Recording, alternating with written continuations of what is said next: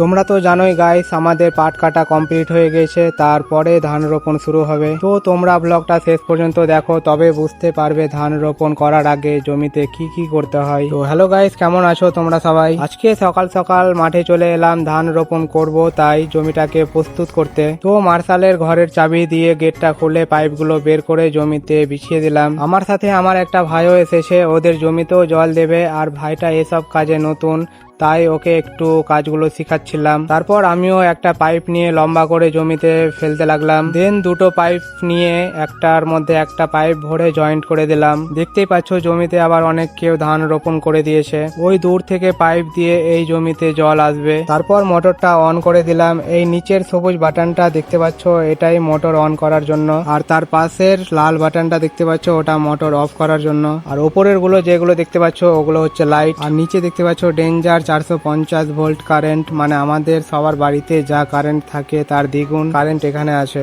আর এই হচ্ছে মোটর, খুব বেশি বড় নয়। মোটর অন করে দিলাম, সঙ্গে সঙ্গে জমিতে জল আসতে শুরু করলো। আর এইদিকে দেখতে পাচ্ছ কাকুরা ধান রোপণ করতে শুরু করে দিয়েছে। কিছু সময় পর জল দেওয়া হয়ে গেল। তারপর আমি কোদাল দিয়ে জমির আইলগুলো ঠিক করছিলাম। ফাইনালি যার জন্য অপেক্ষা করছিলাম সেও চলে এসেছে। ট্রাক্টরের জমিটা ভালো করে চাষ করে দিল।